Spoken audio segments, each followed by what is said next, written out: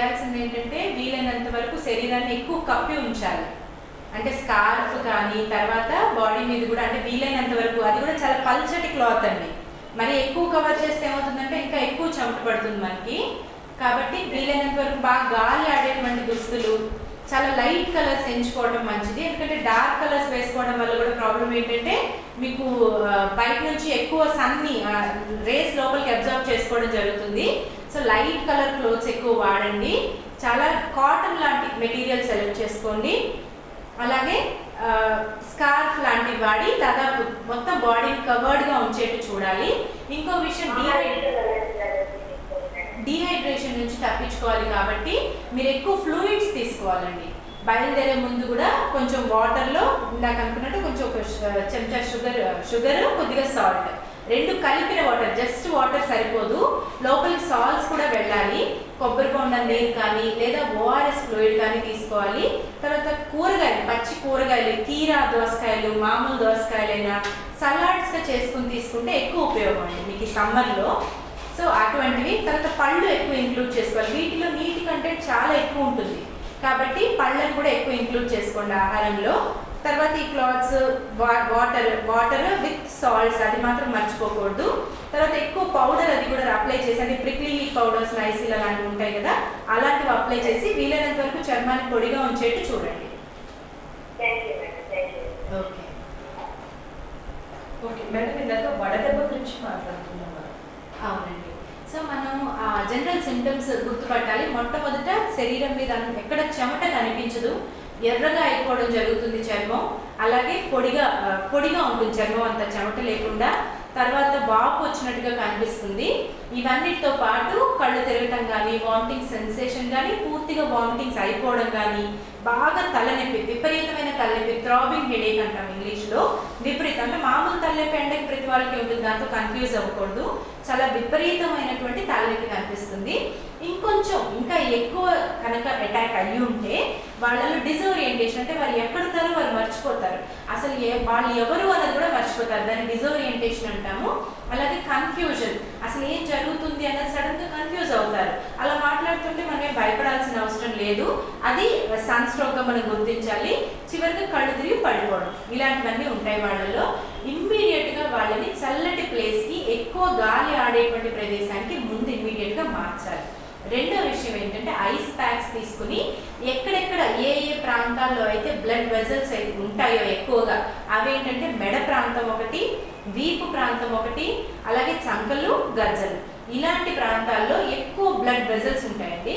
ఆ blood వెజల్స్కి ice తగలటం వల్ల ఏంటంటే తొందరగా టెంపరేచర్ని మనం తక్కువ చేయడానికి వీలుంటుంది. కాబట్టి ఈ ప్లేసెస్లో ఐస్ ప్యాక్స్ పెట్టడము, తడి బట్టతో పేషెంట్ని చుట్టేసేయటము, ఇలాంటివన్నీ చేస్తూ ఉంచేయకూడదు. ఇమ్మీడియట్గా ఎంత వీలైతే అంత తొందరగా హాస్పిటల్కి తీసుకెళ్లాల్సి ఉంటుంది. హాస్పిటల్లో కూడా ఆ రోజు సాయంత్రం ఒకవేళ వాళ్ళకి తగ్గిన వెంటనే డాక్టర్ని ప్రెషరైజ్ చేయకండి. ఎందుకంటే ఈ సన్ స్ట్రోక్కి చాలా లాంగ్ టర్మ్గా ఉండే ఎఫెక్ట్స్ కూడా ఉంటాయి. అంటే ఒక 48 గంటల పాటు ఆ రోగిని అబ్జర్వేషన్లో ఉంచాల్సి ఉంటుంది. లోపల ఏమవుతుందంటే, ఇప్పుడు మనం ఒక పండుని మామూలు నీళ్ళలో పెట్టామనుకోండి, ఫ్రెష్గా కనిపిస్తుంది. అదే పండుని మనం బాయిల్ అవుతున్న నీళ్ళలో పెడితే ఏమవుతుంది, ఆ పండు అంతా కూడా కుంచుకుపోయినట్టు అవుతుంది కదా. అలాగే మన శరీరంలో కూడా టెంపరేచర్ అనేది బయటికి వెళ్ళిపోవడం అనేది, హీట్ తగ్గిపోయింది, టెంపరేచర్ కంట్రోల్ సిస్టమ్ పూర్తిగా కొలాప్స్ అయింది. అందువల్లే ఎండ దెబ్బకి లోన్ అయ్యారు. సో ఆ వేడి లోపల ఏమవుతుంది, మన కిడ్నీలు, మన లివర్, లోపల ఉన్నటువంటి లంగ్స్, గుండె, ఇవన్నీ కూడా ఆ ఎక్కువ టెంపరేచర్కి ఎక్స్పోజ్ అయిపోతాయి. సో వీటన్నిటిలో అలాగే మజిల్స్, ముఖ్యంగా అన్ని మజిల్స్ కూడా దీనికి ఎక్కువ ఎక్స్పోజ్ అయ్యటం వల్ల మజిల్స్ బ్రేక్ డౌన్ అనేది జరుగుతుంది. ఆ బ్రేక్ డౌన్ జరిగినవి స్లోగా రక్తంలోకి కలిసి ఒక 2 రోజుల పాటు, ఆ 2 రోజుల తర్వాత కూడా అవి బయటికి రావడం అనేది జరుగుతుంది. కాబట్టి హడావిడి పడి సాయంత్రం కల్లా వాళ్ళు కోలుకున్నారంటే ఇంటికి తీసుకెళ్ళిపోతామని ప్రెషరైజ్ చేయొద్దు. అంత ఎండ దెబ్బకి గురయ్యారు అంటే మాత్రం ఖచ్చితంగా వాళ్ళకి మెడికల్ అటెన్షన్ ఒక 48 అవర్స్ పాటు కావాల్సి ఉంటుంది. హాస్పిటల్లో కూడా వాళ్ళకి ఐవీ ఫ్లూయిడ్స్, మొత్తం ఆ డీహైడ్రేషన్ ఏదైతే లోన్ అయ్యారో వారు, దాని నుంచి బయటికి తీసుకురావడానికి ప్రయత్నాలు జరుగుతాయండి. ఇవన్నీ జరుగుతూ ఉండగా వాళ్ళు మెల్లిగా నార్మల్ అవుతారు. అండ్ ఇంకొక చాలా ముఖ్యమైన గమనిక ఏంటంటే, పారాసిటమాల్ అనేది మనం ఈ వేడికి పనికిరాదు, వాడకూడదు. ఇది అందరూ గుర్తుపెట్టుకోవాల్సిన విషయం. సాధారణంగా చిన్నపిల్లలకి జ్వరం రాగానే చేసే తప్పు ఏంటంటే పారాసిటమాల్ పోసేస్తారు. చాలా పెద్ద తప్పండి. అదే మామూలు టెంపరేచర్ రైజ్ అయినప్పుడు నిజమే పారాసిటమాల్ కావాలి, కానీ హీట్ స్ట్రోక్ వల్ల దాదాపు 104, 105 డిగ్రీల టెంపరేచర్ మీకు కనిపిస్తుంది, వెంటనే పారాసిటమాల్ వేసేసి వైద్యులు సలహా తీసుకోకుండా వెయిట్ చేయడం అనేది చాలా ప్రమాదకరమైనటువంటి విషయం. ఈ హీట్ స్ట్రోక్లో ఉండేటువంటి టెంపరేచర్ రేజ్ ఏదైతే ఉందో, అంటే వేడి ఏదైతే పెరిగిందో అది మీకు పారాసిటమాల్కి తగ్గకపోగా ఇక్కడ ప్రాబ్లం వేరు, టెంపరేచర్ కంట్రోల్ సిస్టమ్ పూర్తిగా పోయింది. ఈ పోయిన దాన్ని మనం ఎలా రెగ్యులేట్ చేయాలి, బాడీని ఎలా కూల్ చేయాలనేది ఆలోచించకుండా ఆల్రెడీ లివర్, కిడ్నీ లాంటివి ఏమైనా డ్యామేజ్ అయిన పరిస్థితి కనుక ఉంటే పారాసిటమాల్ వేయడం అనేది లివర్ని, కిడ్నీని మరింతగా పాడు చేసే అవకాశం ఉంటుంది. ఇది అందరూ మర్చిపోకుండా గుర్తుపెట్టుకోవాలి. అలాగే హార్ట్ ప్రాబ్లం ఉన్న వాళ్ళు ఆస్పిరిన్ ఒకటి వాడుతూ ఉంటారండి, రెగ్యులర్గా ఎవ్రీడే వేసుకుంటారు. హీట్ స్ట్రోక్కి గురైన రోజున ఆస్పిరిన్ లాంటివి, అంటే డైలీ మెడికేషన్ వేసుకోవాలి కదా, వేసేసుకుంటారు మళ్ళీ కొంచెం నార్మల్ అవ్వగానే. అది కూడా డాక్టర్ సలహా లేకుండా చేయకూడదు. పారాసిటమాల్, ఆస్పిరిన్ లాంటి టాబ్లెట్స్ వేడిని తగ్గించకపోగా, ప్రాబ్లంని తగ్గించకపోగా చాలా ఎక్కువ ప్రమాదాలకి, ఇంకా ఎక్కువ ప్రమాదాలకి లోనయ్యేట్టు మళ్ళీ చేస్తాయి. ఈ విషయం ఒకటి బాగా గుర్తుపెట్టుకోవాలండి. ఎందుకు వచ్చింది పిల్లవాడికి టెంపరేచర్ కనుక పెరిగితే ఎందుకు పెరిగింది? జ్వరం వల్ల, జ్వరం అనేసుకోకూడదు దాన్ని.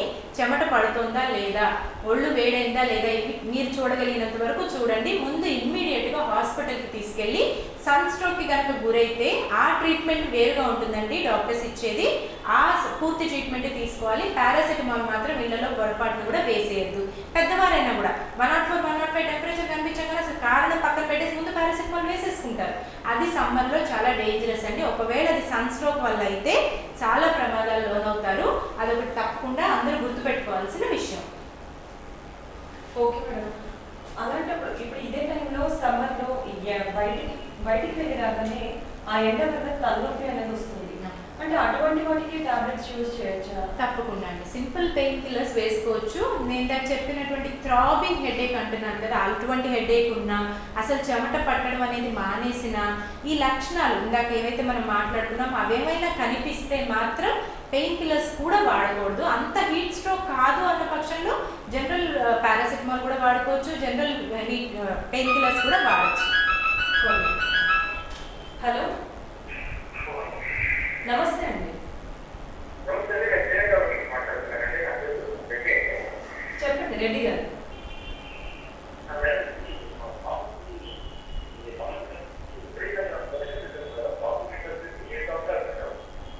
ఓకే,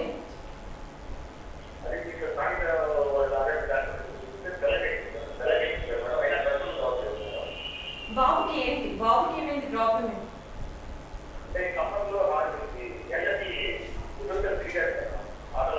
బాగా ఆడుకోవడం వల్ల నీరసం వచ్చింది. ఓకే,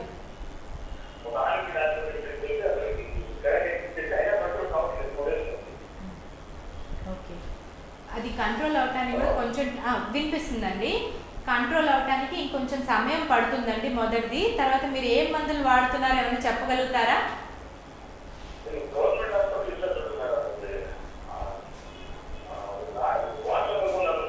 అవును, పౌడర్ అయితే సిమ్టమాటిక్ రిలీఫ్ అండి. పౌడర్ అనేది బయటికి ఫ్లూయిడ్ వెళ్ళిపోయింది కాబట్టి మళ్ళీ ఇస్తున్నారు. ఇన్ని రోజుల పాటు ఉంటుంది. జ్వరం ఉంటుందండి బాబుకి? జ్వరం ఏం లేదు, కేవలం వాంతులు, విరోచనాలేనా? ఓకే. కంట్రోల్ అవ్వలేదండి ఇంకా? ఓకే. మీరు ఇంకేం టాబ్లెట్స్ ఏమైనా వాడుతున్నారా, కేవలం పొడి మాత్రమే నీళ్ళలో కల్పిస్తున్నారా?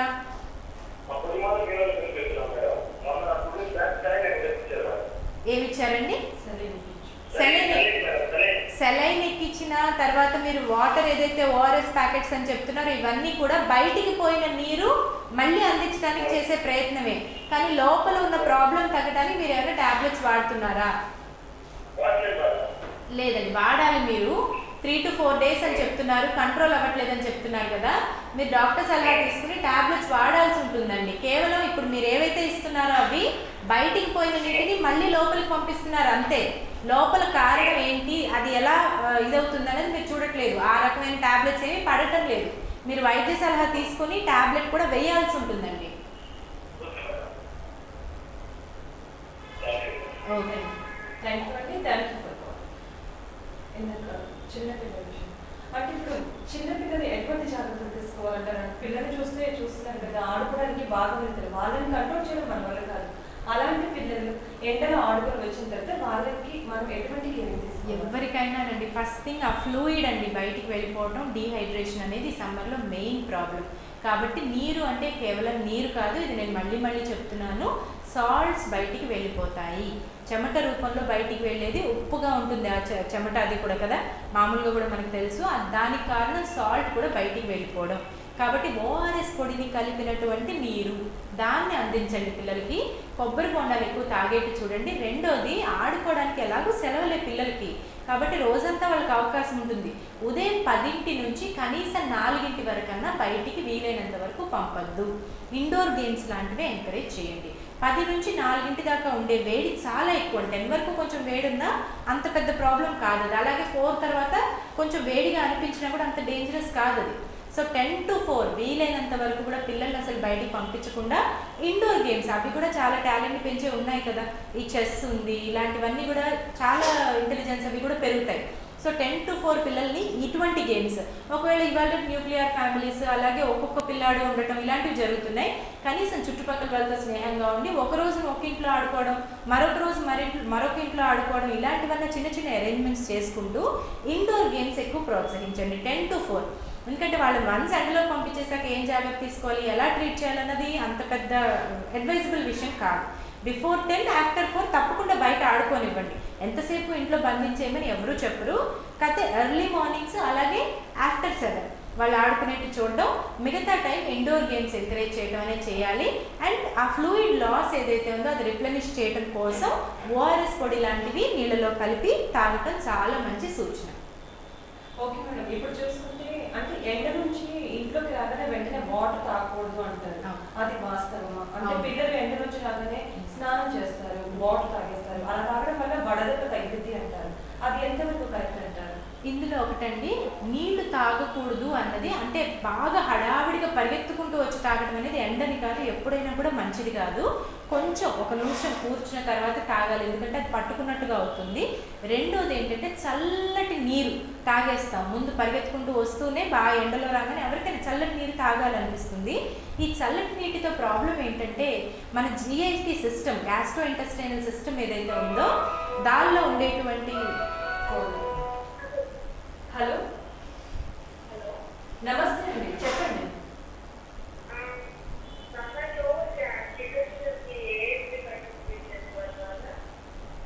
ఏంటండి అర్థం కాలేదు, ఒకసారి గట్టిగా చెప్పరా? అవునండి.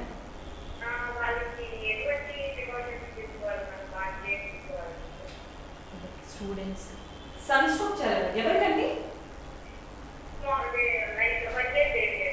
1 day బేబీ, చిన్న పిల్లలకి ఏమిటి?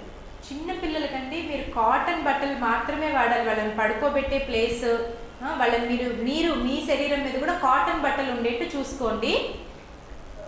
అలాగే వాళ్ళకి ఎక్కువ పొడిగా ఉంచాలి, వీలైనంత వరకు చల్లటి ప్రాంతాల్లో వారిని ఉంచండి. అలాగని ఏసీ దాదాపు అందరిళ్ళలో ఏసీలు కూలర్లు ఉంటున్నాయి, ఆ టెంపరేచర్ చాలా ఎక్కువ ఉండేట్టు చూడకూడదండి. మనం 16, 17 ఆ టెంపరేచర్ పెట్టుకుని మనం హాయిగా ఉన్నాం అనుకుంటాము, పిల్లలకి అది డేంజరస్ అండి. అంత చల్లటి టెంపరేచర్ కూడా డేంజరస్.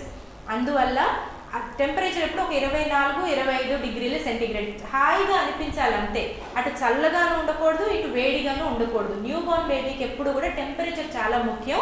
అన్నిటికన్నా ముఖ్యం తల్లి స్పర్శ ముఖ్యం అండి. వాళ్ళకి తల్లికి దగ్గరగా పెట్టాలి పిల్లాన్ని. ఆ తల్లి చర్మం యొక్క టెంపరేచర్ ఏదైతే ఉందో అది బేబీకి చాలా మంచిది. వీలైనంత వరకు దగ్గరగానే ఉంచాలి. టెంపరేచర్ చాలా కంట్రోల్గా ఉండేట్టు చూడాలి.